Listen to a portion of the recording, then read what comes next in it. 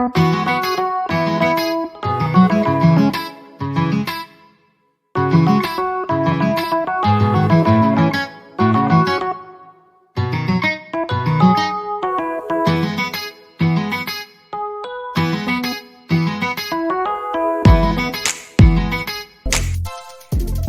relativitas Newton. Teori relativitas sudah dikenal sejak zamannya Newton.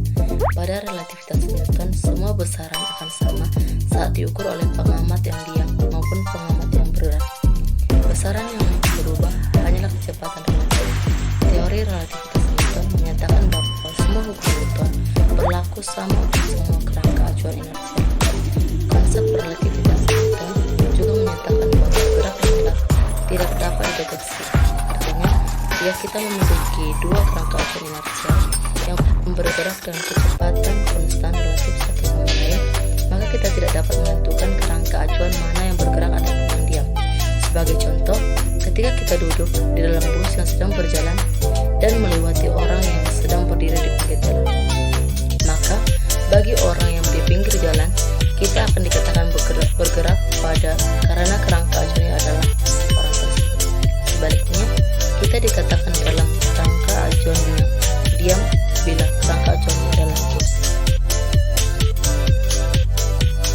Berlaku persamaan sebagai berikut. Vx aksen sama dengan V dikurang Vx dengan keterangan Vx aksen sama dengan kecepatan relatif benda terhadap pengamat bergerak. Vx sama dengan kecepatan relatif benda terhadap pengamat diam. V sama dengan kecepatan pengamat bergerak terhadap pengamat diam. Contoh salah. Sebuah kereta api bergerak dengan kecepatan 120 km per jam. Pada saat itu, Salim berlari di atas kereta dengan kecepatan 10 km per jam searah kereta. Berapakah kecepatan Salim tersebut menurut orang yang berada di dalam kereta api dan orang yang berdiri di stasiun? Adapun penyelesaian, stasiun relatif diam menjadi kerangka acuan terhadap kereta api dan kereta api sebagai kerangka acuan terhadap Salim. Maka kecepatan Salim relatif terhadap kereta api adalah Vx aksen sama dengan 10 km per jam, sedangkan kecepatan Salim terhadap stasiun adalah Vx, besarnya memenuhi Vx sama dengan V tambah Vx aksen. Vx sama dengan 120 tambah 10, Vx sama dengan 130 km per jam. Contoh soal kedua. Partikel B bergerak terhadap A dengan kecepatan 0,8 c ke kanan. Partikel C bergerak terhadap B dengan kecepatan 0,6 c ke kanan. Tentukan kecepatan partikel C relatif terhadap A berdasarkan relativinitas. Adapun penyelesaian, partikel A diam menjadi kerangka acuan dari partikel B dan kerangka acuan dari partikel C.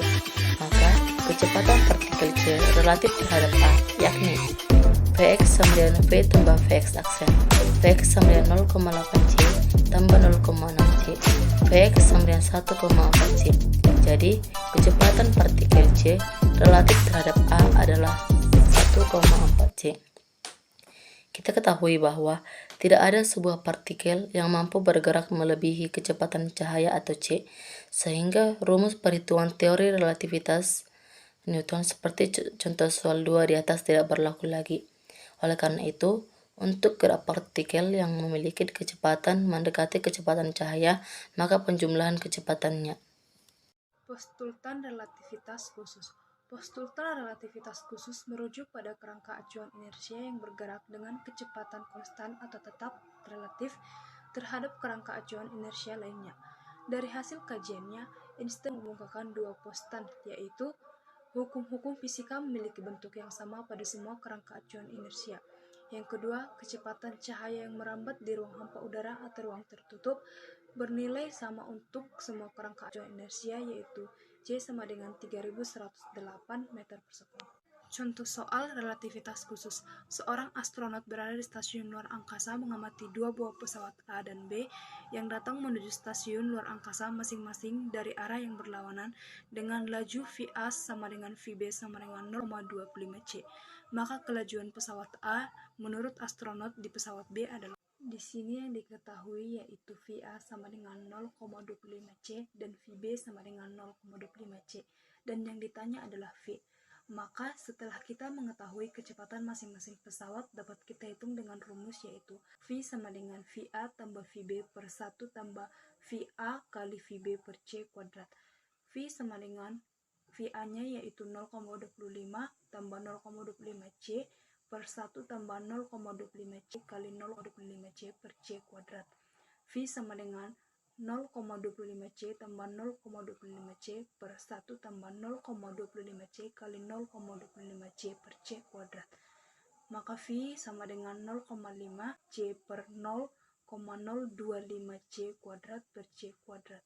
V sama dengan 0,5 C per 1,0625. Maka V sama dengan 8 per 17 C. Dari perhitungan tersebut, menurut astronot di pesawat B, kecepatan pesawat A sebesar 8 per 17 C dengan C kecepatan cahaya. Transformasi Lorentz.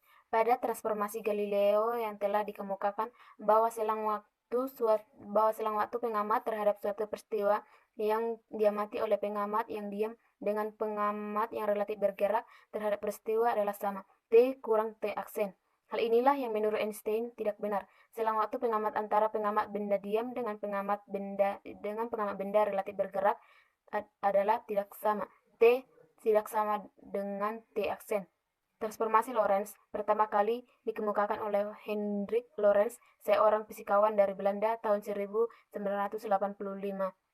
Hubungan transformasi pada Galileo haruslah mengandung suatu tetapan pengali yang disebut tetapan transformasi.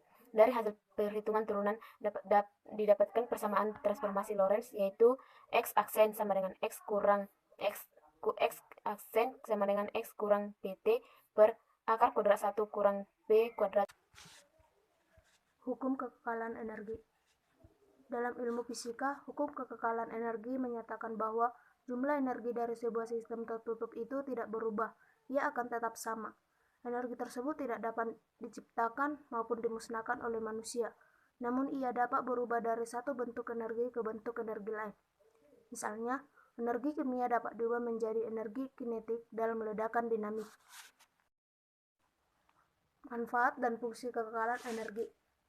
Dalam kehidupan kita sehari-hari terdapat banyak jenis energi, seperti energi potensial dan energi kinetik pada benda-benda biasa atau skala makroskopis. Terdapat juga bentuk energi lain. Ada energi listrik, energi panas, energi kimia yang tersimpan dalam makanan dan bahan bakar, energi nuklir. Setelah muncul teori atom, dikatakan bahwa bentuk energi lain tersebut, yaitu energi listrik, energi kimia, dan lain-lain, merupakan energi kinetik atau energi potensial pada tingkat atom, atau pada skala mikroskopis disebut juga mikro karena atom itu kecil. Bentuk energi.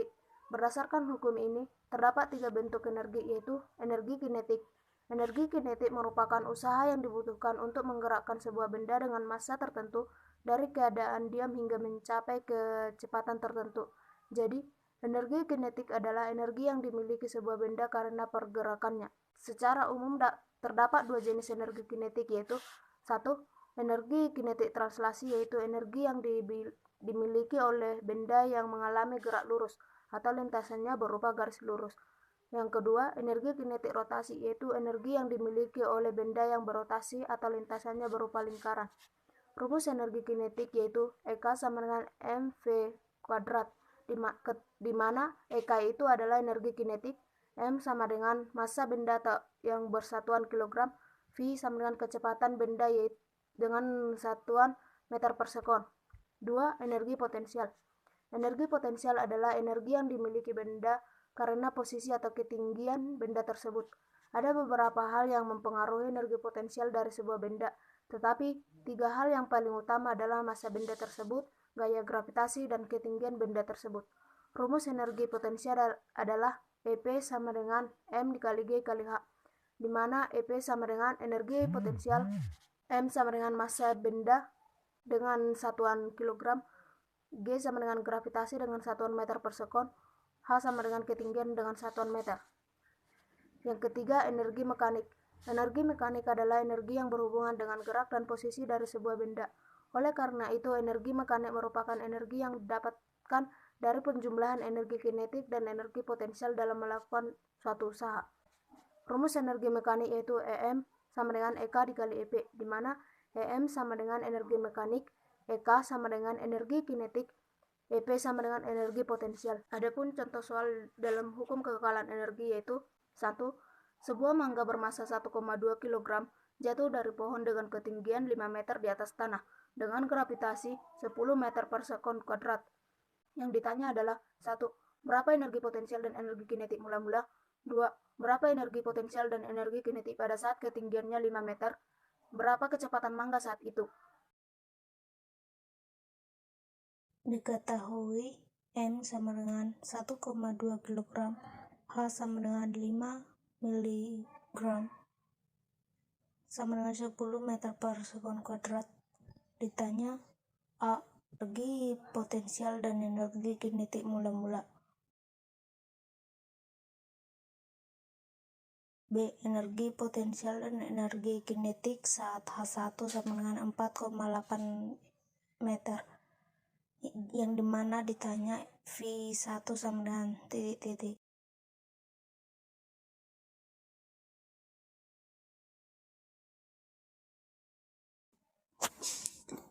H. Energi potensial sama dengan M dikali G dikali H sama dengan 1,2 dikali 5 kali 10 sama dengan 60 Joule, dimana EK-nya adalah 0. Energi potensial mula-mula atau 1 sama dengan M dikali G dikali H1 sama dengan 1,2 dikali 4,8 kali 10. Hasilnya adalah 57,6 Joule.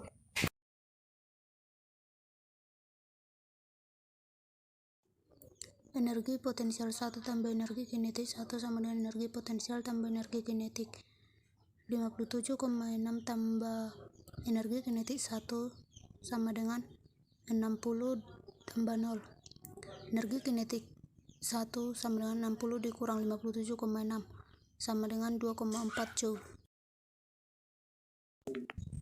Setengah NV kali 2 sama dengan EK1. Setengah kali 1,2 kali V1 kali 2 sama dengan 2,4. V1 kali 2 sama dengan 4. V1 sama dengan 4 per 2. V1 sama dengan 2 meter per sekon.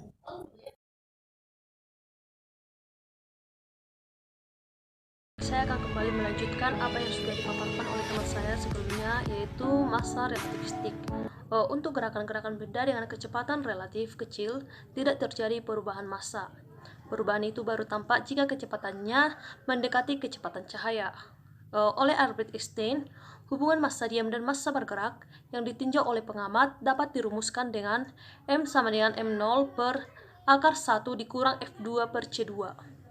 Di mana M sama dengan massa yang dilihat oleh pengamat gerak relatif terhadap objek, M0 sama dengan massa diam, V sama dengan kecepatan relatif, dan C sama dengan kecepatan cahaya. Agar kita lebih paham, maka kita akan beralih ke contoh soal. Sebuah partikel dalam dia memiliki massa 100 gram. Berapakah massanya jika partikel tersebut bergerak dengan kecepatan sebesar 0,6? Penyelesaiannya yaitu, maka pada soal tersebut kita akan bahas yaitu diketahui M0 sama dengan 100 gram, V sama dengan 0,6 C. Ditanya M. Nah, maka rumusnya adalah M sama dengan M0 per akar 1 dikurang F kuadrat per C kuadrat. M sama dengan M0-nya 100 gram per akar 1 dikurang 0,6 kuadrat per C kuadrat. M sama dengan 100 per 1 dikurang 0,6 dikuadratkan, maka akan menghasilkan 0,36. Maka M sama dengan 100 per 0,64. M sama dengan 100 per 0,8. Maka M sama dengan 125 gram. Perkenalkan, nama saya Lastri Panjitan, saya dari kelas 12 IPA 3. Di sini saya akan mencoba menjelaskan mengenai momentum relativistik. Tiap benda yang bergerak dengan kecepatan v memiliki momentum linear yang berbanding lurus dengan massa dan kecepatannya. Momentum suatu benda bergerak dengan kecepatan mendekati kecepatan cahaya c akan mengalami perubahan dalam momentum tersebut karena mengalami gejala relativitas. Rumus dari momentum relativistik yaitu P sama dengan M dikali V sama dengan M0 dikali V per akar 1 dikurang V kuadrat per C kuadrat, di mana P sama dengan momentum relativistik, V sama dengan kecepatan benda atau meter per sekon, M0 sama dengan massa benda saat diam atau kilogram. Momentum diam adalah P0 sama dengan M0 dikali V, di mana P lebih besar dari P0. Semakin besar kecepatan benda, semakin besar momentum relativistiknya. Sebagai contoh soal, sebuah partikel dengan massa diam 5 gram bergerak dengan kecepatan 0,8 c relatif terhadap seorang pengamat yang diam. Tentukanlah momentum partikel tersebut, di mana c sama dengan 3 dikali 10 pangkat 8 meter per sekon.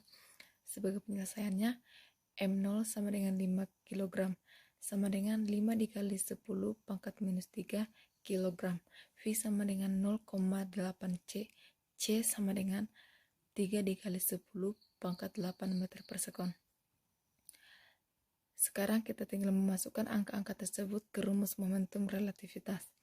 P sama dengan M dikali V sama dengan M0 dikali V per akar 1 dikurang V kuadrat per C kuadrat. P sama dengan 5 dikali 10 pangkat minus 3 dikali 0,8 C per akar 1 dikurang 0,8 C kuadrat per C kuadrat. P sama dengan 4 dikali 10 pangkat minus 3 dikali C per akar 1 dikurang 0,64. P sama dengan 4 dikali 10 pangkat minus 3 dikali 3 kali 10 pangkat 8 per 0,6 sama dengan 2 dikali 10 pangkat 6 kg meter per sekon.